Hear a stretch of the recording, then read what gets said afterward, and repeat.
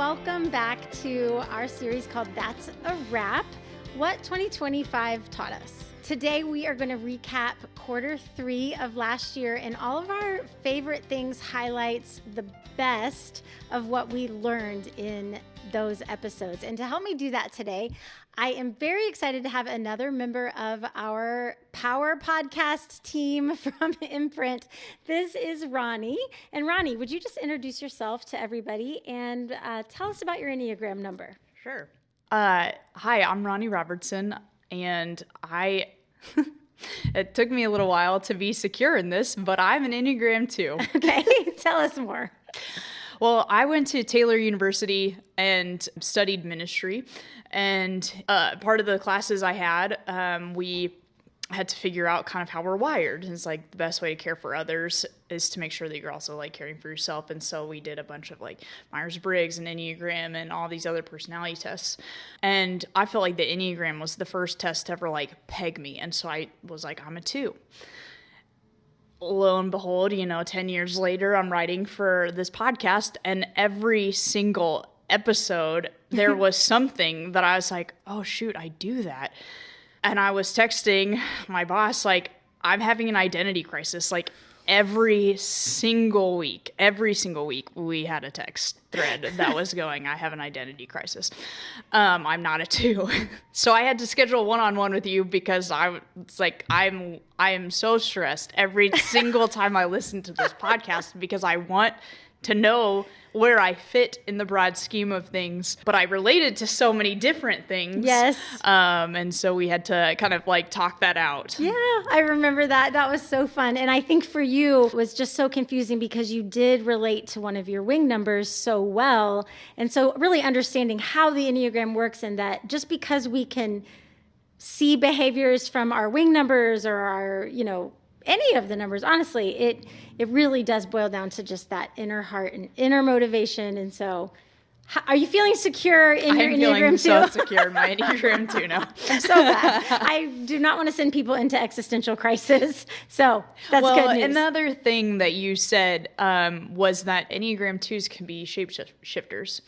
And so I do fit a lot of different molds for different people and surroundings and things like that. So I kind of can blend into any other number based on what other people need. And so it's recognizing the difference between who I am, just me, and who I am when I'm with others. Tell us about your role on the team. So I'm the copy editor for Imprint Branding, and I listen to all of your podcasts. I make sure I have good hooks or taglines. My content is SEO appropriate, like the summaries don't give anything away, so people want to like listen to your stuff, kind of all encompassing, make sure we have like good SEO, and whatever platform we're posting on, it's going to have the most engagement. I love that. Yeah. So I appreciate you so much, Ronni, because in the fact that we released 10 episodes a month for the entire year, that is so much work from a copy editor standpoint. So I definitely could not do this podcast without the team, specifically, of course, without Ronni. So let's talk about quarter 3. We're going to start with July, which was Life As was the series. And we continued the interviews that we were doing, which I loved having the interviews because it's, I can give people the perspective of what it is to walk around in the shoes of my number, but There are 8 other numbers. And so I loved having the interviews, and we basically just said, hey, here's what it feels like to walk around the world as an Enneagram 1, 2, 3, 4, all the numbers. So for you, because you listened to the episodes very deeply, what stood out to you or what was meaningful? I think the Life As episodes actually helped me understand the people that surround me a lot better. And so I guess my encouragement to anyone listening to this right now is to listen to more than your own number, because now, getting to know every number. My best friend is an Enneagram 8, and understanding that they are protective of their heart and their emotions. It takes a lot of trust to let someone in. That made me appreciate so much more just our friendship and how she has opened kind of that emotional window for me to see into. Yeah. Yeah, that's really good advice. I think that's what I would say about the Life As series also. The goal was that we could help people have more compassion and empathy for the people in their life and more deeper understanding for others, but then also that feeling of I'm not alone, like when they hear their own number speaking too. So I think you're right. I think that's a good series to really listen to all of them because you're going to understand people better. Mm-hmm. Yeah, it's really good. The next series that we did in Q3 was called The One Question That Changes Everything. And as an Enneagram coach and educator, I find that questions are an incredibly powerful tool. Questions serve as a speed bump, and it really activates all parts of us, thinking, feeling, doing in a way that doesn't come naturally.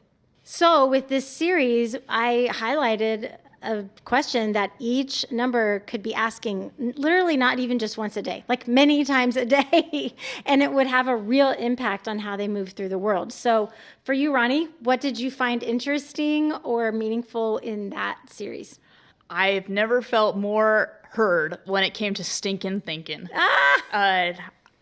That was like, oh, shoot, that is exactly what I do all of the time. And the question, is this mine to do, was definitely one, like, I like to take on a lot of other people's, not burdens, but a lot of people's things, and because I care about them, and that is not always mine to handle. I think the other thing was hearing my stress and secure numbers, those questions, especially the 4, because when I'm healthy, I can care for myself and have some of that creative expression come out. And so for me, it was, can I learn to celebrate me while I'm doing these things for me? That is just so not my wiring. Yeah, I just think these questions are speed bumps, they are pauses, they are access points to the areas of us that like to just go unnoticed. And so I know for me, if I had to like rank the podcast series from the entire year, the one question that changes everything would be in my top 3 of the series, because I do feel like it is that impactful no matter what you're handling, whether you're handling a parenting issue or a work issue or a relationship issue or a self-assurance issue, like the questions will help. So for me, this series was that important. So the final series of Q3 was very exciting because we moved into our new podcast filming studio. It was so exciting because we went from this cramped little tiny office into a beautiful new space that Imprint has for us podcasters. And I just can't even tell you the difference the space has made. It feels different. It's more open. I'm not squished into a corner. So, it's just beautiful here. And so Work Happy was the first series that we filmed in our new location. And that was just really, really fun. I wanted to do Work Happy again because I'm looking for very relevant topics for people to use the Enneagram. One of my missions as an Enneagram educator and coach is that people would not just use the Enneagram as like a little fun fact about themselves. Like, yes, the memes I love the memes. They're absolutely hilarious. They make me laugh. Like, I love them as much as anybody else. But if somebody's going to take the time to learn about the Enneagram, get their number right, maybe get coaching, listen to a podcast, I want it to be so practical for them. So Work Happy was, our way to say, most of the people listening are working a job of some kind. And so how can we make the work experience better through the lens of the Enneagram? So how did that, you actually literally work for the Enneagram podcast. So that's a really unique perspective. How did that impact you? Jen, I appreciated it a lot in the writing I do now, but I really wish I got these episodes when I was doing full-time teaching. Oh. 3 years ago, Ronni could have really used these episodes because I was the first person in the door and the last person to leave, and I sacrificed friendships and a little bit of my marriage and like just a lot of health to be the best at caring for everybody, to excel as a teacher. And that was not sustainable. I burned out. Just to hear that like there is the potential to leave it at the door. Writers, we say, put a period on it. There can be a separation between all of these different factors in our lives. Like that was really powerful and something I'm doing much better in now, but wish I would have had that guidance a couple years ago. Yeah. Oh, man, I have to tell you, many listeners kind of came back with that same response of like, oh, I wish I had this, a little earlier in my career or at my last job that I had to quit because I was just, I burned out or crashed and burned or whatever. So I think you're not alone in that. And I guess this is the beauty of having a podcast, in that the content lives forever. So hopefully people will find this, when they need it most. As an Enneagram 3, work is so tied to identity because it plugs into like, I'm not worth anything if I'm not successful in my work or whatever I'm trying to achieve. And so that Work Happy series came from a place of real brokenness for me as well. And the ways that I have sacrificed time with my family or really tied who I am and my worth as a human being to some job. And it's like, I can look back and go, why did I do that? But at the same time, I can now appreciate why that was the case. Like it feels like it's that important for an Enneagram 3 to succeed in their work, that they're willing to sacrifice things I shouldn't have been willing to sacrifice. So I guess I would just say I'm doing better.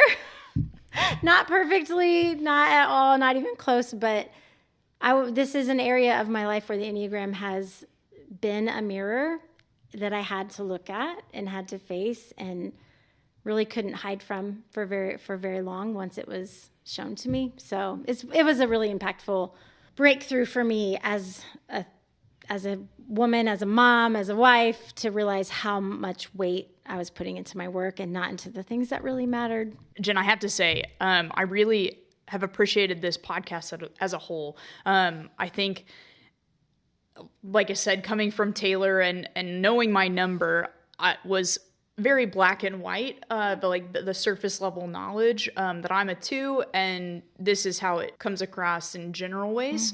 But now to know more about the way I work and the way I can care for myself and how to give gifts and get gifts and all of the different segments that we've had this year, I think that has helped me to see more depth in me and to be able to celebrate that more, as well as not be afraid. Like I said, my existential crisis every single week, it wasn't that there's something wrong with me, or I have to be pigeonholed in this black and white idea of a person. But I think that has helped me appreciate just the different ways God has wired me, and the ways that I am equipped, because I'm wired this way, to go into the world and care for people.